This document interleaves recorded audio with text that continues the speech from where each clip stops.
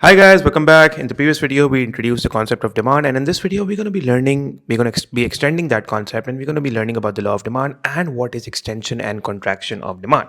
So stay tuned, follow my channel, and stay till the end of the video. Now, as far as the law of demand is concerned, the law of demand says that when the price of a good rises, it has an impact on how much we will buy simply. So if the price of a good is going up, it is rising, the quantity demanded will fall. And we learned what quantity demanded is in the previous video. We said that quantity demanded is simply quantifying the demand, where demand was the willingness and ability to buy something. Quantity demanded was simply how much of that willingness and ability are we talking about at different prices, right? So when the price would rise, people will buy less. When the price will fall, the quantity demanded will rise, as long as all the other factors stay the same. Now, when we say that all the other factors stay the same, what we mean is that there could be various other factors that could influence demand. Now, obviously, let's say that if the price goes up, the good gets expensive, you buy less. That's for obvious reasons. But you could also buy less maybe because you don't really like the product anymore, or maybe the brand did some really bad advertising that you didn't really like.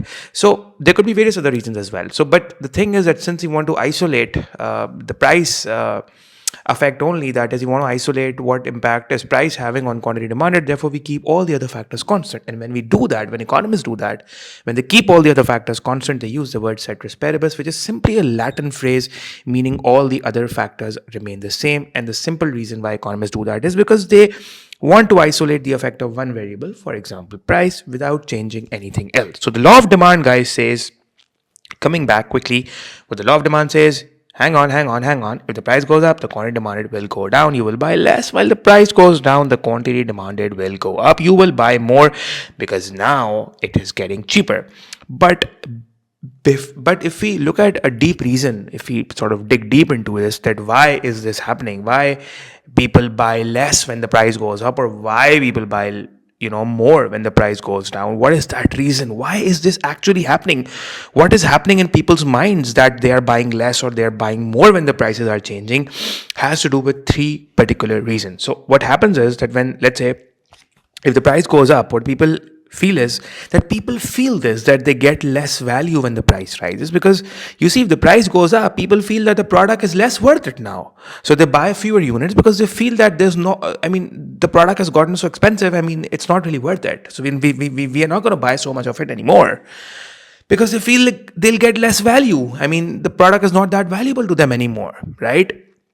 So the people feel that the product is less worth it, so they buy fewer units, number one. Number two, when the price goes up, people automatically look for alternatives or cheaper substitutes. So if, let's say, price of Pepsi goes up, Pepsi becomes expensive, people are buying less Pepsi because people may switch to Coke or maybe Mountain Dew, right? The third reason has to do with people's real incomes. And when you talk about, guys, real income is simply the purchasing power of the income. What is the purchasing power of your income? How much of the goods and services your income can buy? So what happens is that when the price goes up, it has an impact, or the price goes down, it has an impact on the real income of the consumers. And if the goods are cheaper, if price goes down, so cheaper prices definitely make people feel that they have more money left. So if something, let's say, becomes cheaper, if you buy something regularly and that thing becomes cheaper, then you will feel that now you have more money left. So your real income would go up. So you will buy more because you will feel richer. That's another reason, right? And similarly, when the price goes up, if let's say you're buying something regularly and that product becomes expensive, you'll actually feel poorer because now the real income has dropped. So you will buy less. So these are the three reasons why actually, price has a direct impact on the quantity demanded. This is the explanation for why quantity demanded goes up or down when the price changes. Now, guys, another thing that we need to know is the demand curve, because you've understood what demand is, but let's now see what the demand curve is and how do we draw the demand curve, because this is a very important part in your IGCSE syllabus. So demand curve, first of all, is downward sloping, and it shows the inverse relation. It's a graphical demonstration of the inverse relation between price and quantity. We also already saw that there's an inverse relation between price and quantity, and demand curve shows that inverse relation, right?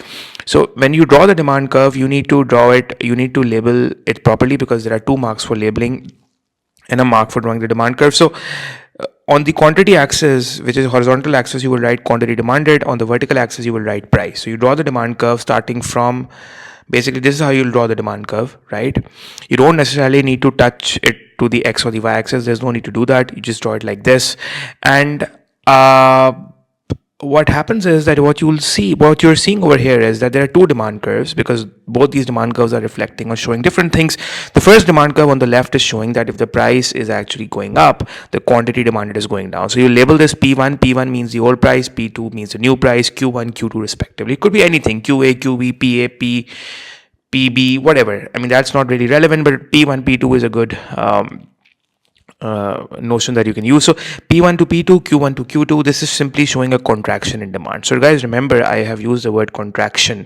Contraction in demand basically means that quantity demanded goes down, because what's happening here is that when the price is going up, as the price is going up, the quantity demanded is contracting. And the word contraction is used because you want to show that there's a movement along the demand curve, and I want you to hear this, or in fact write this down, that because in the coming videos we learn something about the shift in demand, right?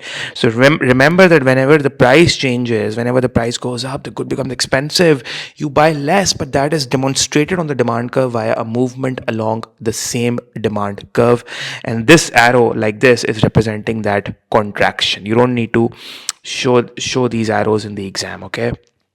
Number two, guys, if the second diagram is showing that if the price goes down from P1 to P2, you see that the quantity demanded initially was Q1, but now the quantity demanded is Q2, so the demand is actually extending, right? The demand extends, the extension in demand.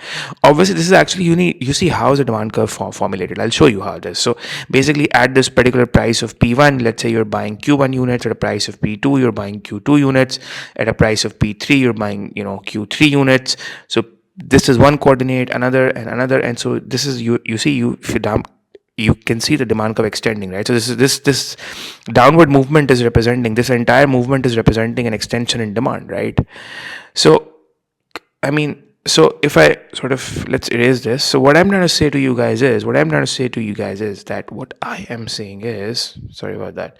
Anyways, what I'm saying is that this is basically representing an extension in demand. An extension and contraction both are showing this. An extension happens only when the price goes down, right? The word extension and contraction are used to show that demand is increasing or decreasing, or in other words, quantity demanded is increasing or decreasing, but it's showing that there's a movement along the same demand curve. The demand curve isn't changing. So whenever the price goes up, the quantity demanded goes down, moving along the same demand curve. Extension in demand, price goes down, quantity demanded goes up, movement along the same demand curve, right? So it is modeled on the same demand curve. This is an important thing that you need to know, because in the coming videos, that is the next video, you'll learn about the factors that could shift the demand curve to the right or the left. So and you see, whether it is an extension thing or a contraction thing, it's pretty practical. What you're seeing right now is pretty practical. I mean, you've already witnessed it in your life as well. For example, let's say if you talk about fast food. So if McDonald's raises the price of meals, then teenagers will buy fewer meals. Simple concept, contraction. So if you say that, this is the demand curve for McDonald's meals, and you have the quantity demanded over here, while you have the price of McDonald's over here, quantity demanded of McDonald's over here, the demand curve for McDonald's over here. And so if the price of meals goes up, the quantity demanded then for meals goes down for McDonald's, right? Similarly, cinema tickets, like cheap weekday tickets on the weekdays, means that more students go on watching movies on the weekdays, right? If you talk about Adidas sneakers, if Adidas introduces a discount, then demand would shoot up instantly, which would be reflected by a movement along the same demand curve, representing an extension in demand. Okay, guys, so this is what the law of demand is. This is also what you need to know about the law of demand. This is also what you need to know about extension and contraction, and this is also what you need to know, in fact, how to draw the demand curve. This is how you'll draw the demand curve. Remember that as far as diagrams are concerned, examiners really want neat, clean, properly drawn, labeled diagrams in the exam. So this is all for this video, guys. I'll see you all in the next video. Subscribe to my channel, share it with your friends. I'll see you all in the next video. Until then, take care.